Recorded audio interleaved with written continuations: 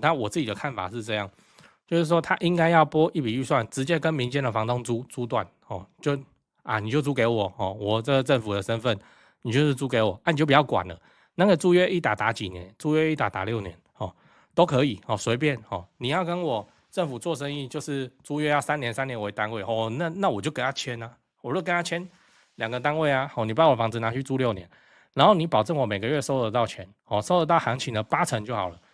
你不要什么5成6成嘛，5成6成我都觉得说好，那你就让我收8成，每个月稳定打钱进来。OK 好，然后剩下的钱我刚刚说部分拨出来做，你这样子你在市场中你要去收到了10万户社会住宅，我跟你说这是简单的然后你自己盖一个超大的案子，营造花好几十亿，也不过供应个200-300户400-500户，你这样子用营造的钱，你去民间拿房子嘛那应该是蛮简单的。全国一起做的话，10万户一下就出。带租约的房子暗藏5大陷阱，小心新青安无法去申请买卖不破租赁与押金纠纷一次搞懂。先说结论，有租约的房子可以买，只是你要记得第一点，买卖不破租赁，不包含5年以上租约跟不定期租约。第二点，不能用新青安。嗨，我是买房阿元，订阅买房阿元，我先祝你老了有房也有钱。我们上一支影片聊了买中古会踩雷吗？你该买哪里如果你还没看过的话，可以看一下。那今天我来跟你讨论买带租约的房子要注意什么那这次我们来聊买带租约的房子你要注意的事情先解释一下什么是带租约的房子，就是屋主在卖这间房子的时候，它里面还有租客他的租约都还在跑，所以你买过来的时候，租约会被一起换过来这个就是我们常讲的买卖不破租赁那这件事情就会有一些延伸出来的讨论，例如说，如果这间房子跟租客签的是不定期租约该怎么办？例如说，你需不需要跟房客重签合约啊？例如说，这个房客的押金要转给谁之类的那这次我们来聊一下这方面的问题。我们先讲买卖不破租赁这是源于民法的第422条。照顾一下 Podcast 的听众，我念一下425条之一出租人于租赁物交付后，承租人占有中，纵将其所有权让与第三人，其租赁契约对于受让人仍继续存在。这段就是解释买卖不破租赁所以说你可以不用跟租客重签合约而是那个房东名字换成你这样那个租约自动延续。但我会建议能重签还是重签一份，这样比较不会有争议。那我继续425条之2，前项规定于未经公证之不动产租赁契约，其期限逾5年或未定期限者，不适用之。好，这个地方要特别注意了如果合约已经签了5年以上，或是已经变成不定期的租约不定期租约就是说合约到了，就那个房东没有去跟人家重新签就是旧的一直跑都过期了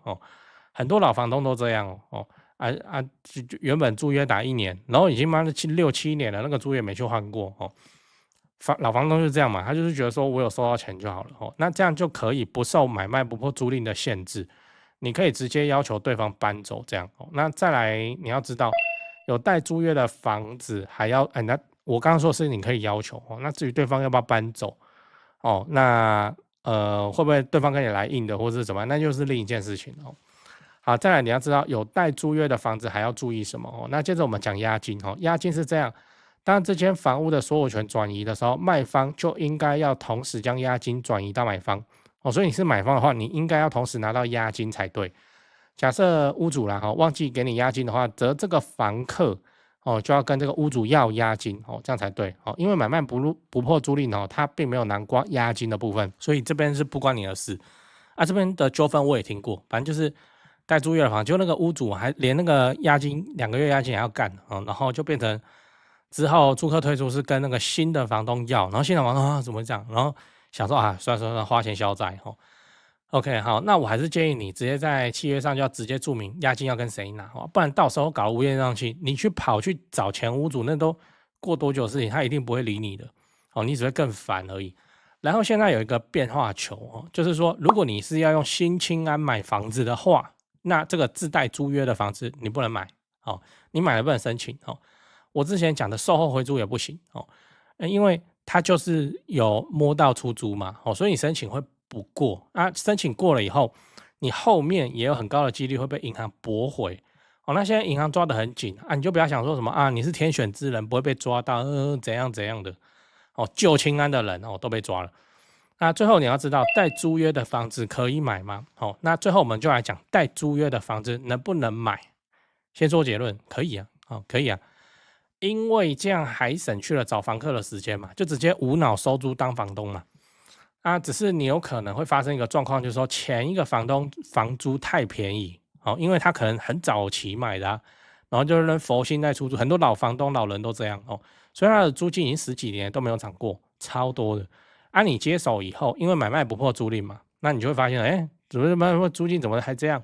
你还是要囤哦，啊，不然你就要自己去跟那个租客协调哦。啊，你不接受的话，就是要等租约的时间到，然后对方搬走以后，你下一趟再跟他涨租金哦，这样你才不用在那边跟租客协商什么东西。那租客哦，通常就会搬走了，因为他租了10几年呢，那便宜房子，你跟他说要涨，然后那个涨价的幅度会让租客没办法接受哦。你就是时间到，请他搬走哦，那之后你才比较好做事情哦。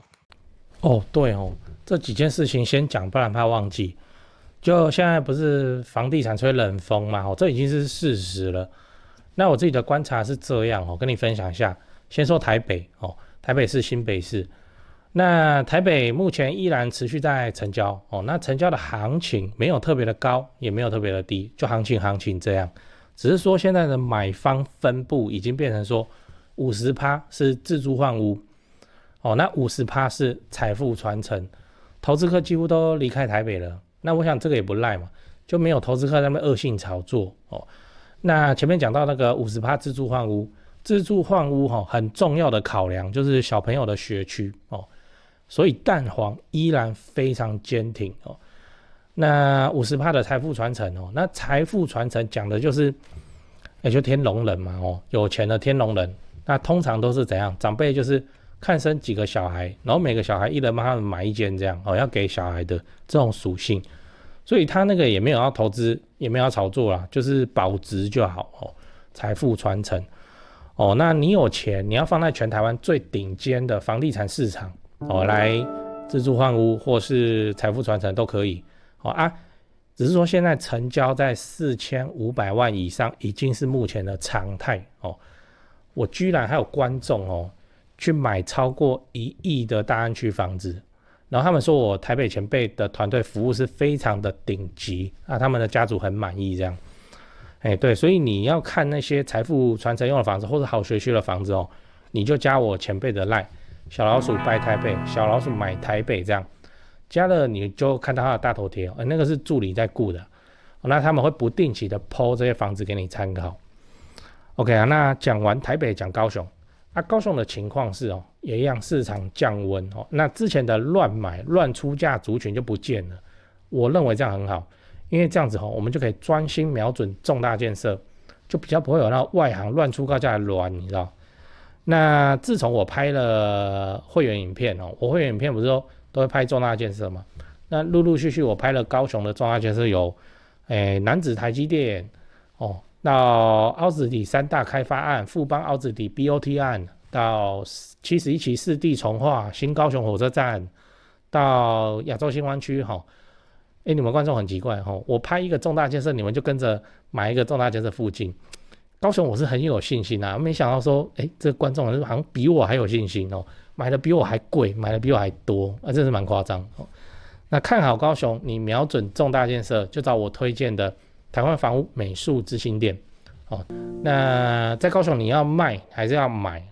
那你就给他们一条龙就好了，就跟我一样，我过去10几年都是他们处理的，这是真的那我付的中介费这样子加起来早就超过7位数，那你看我还是愿意推荐他们就是真的很没问题嘛很专业很 OK。他们的 LINE 是小老鼠 go， 小老鼠5个 go那他们有答应我说会 po 在这支 LINE 的房子是都会挑过就是专门给买房阿元的观众。那这些房子都怎样？都适合自产，也都在重大建设旁边，你可以加那个赖来看看哦。高雄没有台北那么贵啊。祝你自产顺利，来高雄玩得开心，赞赞。讲八卦哦，我来讲一下台湾的租金的状况哦跟现象哦。先说结论哦，我个人认为台湾的租金还是太便宜了哦，太便宜了，而且是不对价的便宜，尤其在双北。就说你租金啊，全年租金啊，对房价哦，台北市，嘿，你现在2024、2025你才去买一个台北市的房子来出租哦，你那个租金收回来应该很低很低啊，投报率都超低的啦。啊，这个在我看来就是租金已经脱钩了哦，就脱钩了。那台湾的租金哦，真的比较起来是非常便宜的状态。我个人认为这个也是一种程度的居住正义哦，就不知道为什么那个居住正义一定要让他们便宜买到房子，你奇怪，让你就便宜的租金租到房子，这样不行吗？哦，然后一讲到房地产，就很多人要去对标那个先进国家，欧洲、德国、英国哦、美国什么，你要不要看看他们房租多少钱，占那个一个月收入多少钱哦？很恐怖的呢哦，占到一半，这个叫很正常哦。所以我个人认为台湾租金还是太便宜了哦。那为什么会形成台湾租金便宜的这个现象哦？我个人认为是还是一样哦，税制哦，税制啊，就是持有成本很低啊。那一间公寓哦，那一间老电梯大楼，它每年要缴的税可能没有5000块哦。老人买的又早，都没有房贷了哦，所以他就觉得他收多少钱就是多少钱，就便宜租一租，然后对那个租金的调涨一点都不敏感。哪一个族群的房东对租金调涨会很敏感？店面哦，那个他就去看那个商圈的租金的报价，然后长什么样子来做调整嘛。好啊，结果那个住宅的老房东太多了，你的爸爸妈妈可能现在都有房子在租了，你要不要问问看他们收租金到底合理还是不合理哦？然后就会说台湾的那个人情味哦，又被人说这个租约就不要给人家涨。如果是同一组租客哦，即使他租约打2年，2年到了之后再续哦，通常也不会给人家涨房租，就想说等到换人之后我再来涨好了哦。结果就一直租就给他租下去哦，然后就变成那个租金都很古早的事情，然后老房东也不会觉得怎样哦，除非有一些我跟你说那个房东硬要涨租金哦，在我们整个住宅房地产里头算小概率的事件哦，小部分的人才会这样子做，绝大部分的房东都是算了，你有没有要去租？你有都照旧，它也不太涨了，就这样。真的要涨，涨幅也很低啊，什么500块、1000块这样子在涨的哦。台湾的房租真的是还有很大一段的向上空间哦。OK， 好，那造成这个的就是我刚刚除了我说的那个税制以外，就是老房东的人情味哦。那这个东西会陆陆续续被改变的，真的会陆陆续续被改变的。以前叫做做生意很好做啊，或干嘛摆夜市嘛、摆摊子嘛都很好做，现在叫做做生意大企业才好做。租金对老人家的生活越来越吃重我个人认为接下来的租金应该就是稳步上涨。然后还有一个事情，还有一个政策推波助澜，就是租金实价登录已经有了哦。你现在去那个内政部，你就看得到租金实价登录哦。你就找你家的社区，你看一下人家怎么租哦。然后，请问你下一个要租，你要对标谁？就是看哪个租的很高嘛，然后你就直接对标他去租嘛，因为那个都被写到租金实价登录里面去了嘛。所以，租金实价登录一样，助涨也助跌，不会有哪一个房东去看到自己家的那个社区的租金实价登录，然后说。怎么都已经租到18000、19000，那我来租个12000好了哦，没有这种房东啦哦。OK， 所以接下来租金实价登录它相当于锚定出了那个地板价钱。我之前有拍过影片，我觉得应该要批评一下的地方，就是说租金实价登录同一个社区同一种房型3房平车好了 ，OK 好。有一间在租15000，有另一间楼层也都差不多哦，有一间租到23000，为什么哦？不好意思，你在那个租金实价登录上你看不出为什么。人家那个租到23000，可是全新装潢哦，重新整理过的哦，租到23000被他租掉了。OK， 那个空屋房东放生出租流派的这种老房东，请问他现在空租一间，他要租多少？15000还是23000？对啊，23000可以租得出去哦。我靠，安内好，然后就开个23000就这样不然的话他就让可能人家有装潢吧，就幻想去说服自己可能人家有装潢，那我要不要租个20000块好了也就是说，租金实价登录里头的最低都没有人要理它然后最高就是大家的地板价就会变成这样助涨也助跌，那就会形成我说的接下来台湾的那个租金市场开始会稳步向上，然后租金实价登录这件事情，我也觉得很诡异，就是早就有啦，我常常在看呢、我看好玩的啦，很多人不知道呢。哦，你现在就可以拿手机去搜寻那个内政部实价登录，然后就有一个租金的标签让你去选啊，哦，都有，很好玩，你自己去查你的社区大楼，看一下人家都租多少钱，然后你会发现，哎，落差怎么那么大？哦，都差不多的户型房子，又不是说一个正四房哦，一个套房这样租。你看你那个门牌号码，你想一想你家社区的那个分布，你也知道哦，哎，那个房型都差不多啊，怎么租金差那么多？租金实价登录怎么来的？租金实价登录是那个人家报租补嘛，然后报租补啊，就财政部那边会有资料啊，然后跟内政部的这个实价登录系统就互相就勾稽起来了哦，OK，那就会出现了，然后你就说哦啊，怎么差那么多？哦，那个哪一间哪一户，说不定你那个电梯哦，有时候到其他楼门一打开，你都知道是哪一户哦，他租多少哦，然后怎么才租这样哦，很有趣啊。那个租金实价登录你去网上看，我就说了嘛，要提供照片呐、啊，哦，要提供照片让人家一看就知道哦，他是因为有全新装潢才租得了这个23000哦啊，他是因为什么都没有，连家具都没有，他们租15000，但是不好意思，空屋哦，同个社区空屋的他就是要租23000，即使他也是空屋哦。啊，就会变成这样哦，租金准备迎来大涨，这个对我们这种长期资产流派好不好？我会说我们是就既得利益者了哦，我们站在这个位置哈，我们有这个政府的租金实价登录来锚定那个地板价往上涨，我个人认为很好哦。那好了，你要骂就骂啊，事实上就是这样嘛哦啊，不然以前租金行情怎么来的？都嘛问中介啊，问邻居啊，利税了这。哦，他就讲一个数字哦，安内哦，那你差不多也租这个钱啊。现在哦，你也不用听那个中介或是邻居跟你随便乱讲了，继续看你家社区的租金实价登录哦，真的很好看啊，你去看一下哦。然后租金会慢慢的稳步调涨起来哦。还有一件事情我也要讲一下，就是说那个社会住宅有没有社宅？社宅好贵哦。我那时候哈，在社宅还没盖，在讨论的时候，然后社宅要做，就政府盖新房子要租便宜租金哦。这个 slogan 也是这样打的、啊，可是你看看那个社宅哦，租金好贵哦，那个附近都找得到比它便宜的公寓哦的房子可以去租啊。社宅新房哦真的是好贵哦，然后又扯到一个事情叫自偿率，就是说社宅如果他不收这个租金，这个社宅会变成钱坑，然后就不要这样子弄嘛。我个人认为哈，这个也是我在那个讨论板上看到了，我觉得这很有道理，而且我早就跟前辈他们都讨论过，就是说。社会住宅哦，现在有2种来源，第一种就是政府自己盖哦，那个住都处自己盖哦，跟那个各地的县市政府自己盖，好，这是一种来源，就真的自己在盖。第二种来源就是说你签约嘛，哦，你的房子那个你也是民间的房东，然后签约签给他做社会住宅哦，社会住宅还有2个层次，一个叫公益出租人哦，一个叫做社会住宅嘛哦，OK 好，大概就这2个来源啊。其实政府你可以怎么样？其实政府你可以。你就来跟我们这些房东怎么样租断哦，租断哦，就包租代管，然后给了钱，不要太夸张，你不要说就什么就社会住宅的包租代管嘛哦，然后那个陈述都不漂亮啊。你如果能够用行情去跟我租，行情低一点点租断的话，我的租客是政府，那也 OK 啊，那就真的很 OK 啊。然后里头的修缮或是干嘛，那个都是政府去负责啊。啊，如果有租客欠缴房租，我还是收得到钱啊。哦，那这种情况之下，我个人认为那个新建社会住宅应该都不用新建哦，那些钱哦都省得下来啊，就是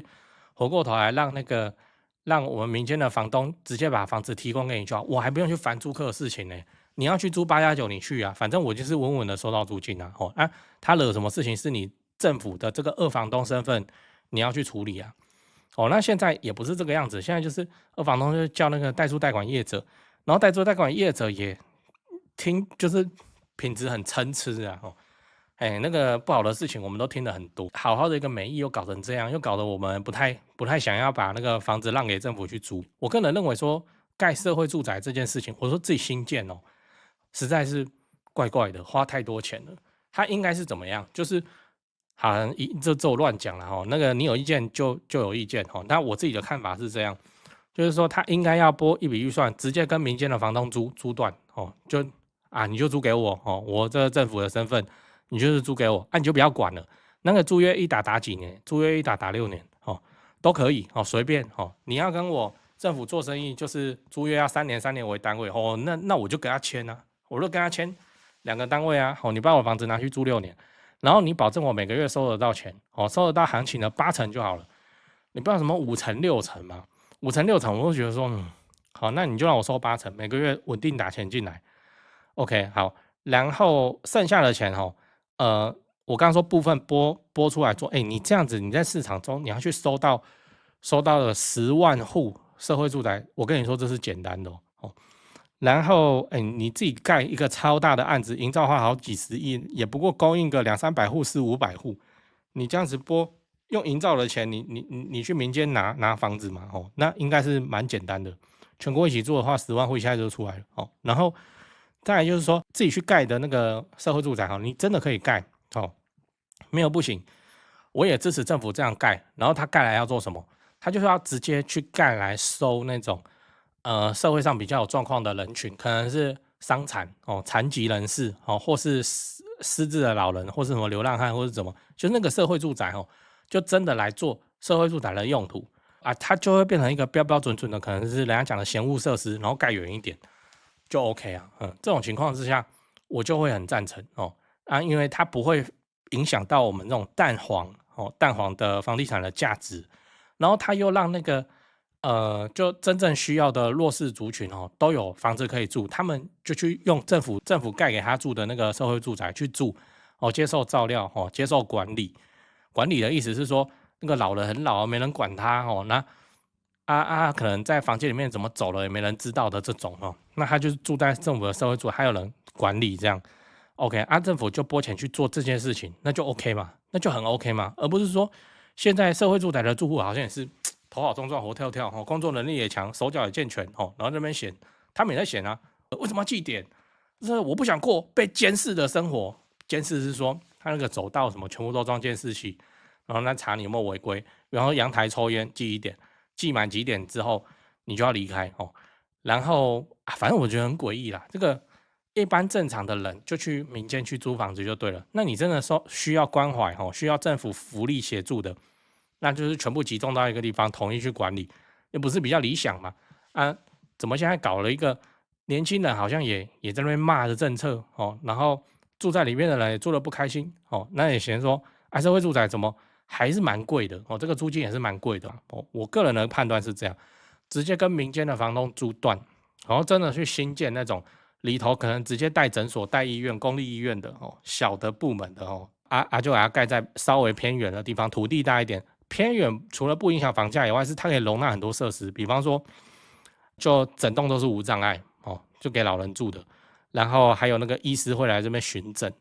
这样比较好吧，这样比较理想嘛。结果你看现在的社会住宅那个地段之好，一盖下去，附近居民又反弹，然后说什么嫌恶设施都没有没的，社宅又被人家靠北说根本都抽不到，抽到又说这个房租好贵真的是怪怪的，怪怪的。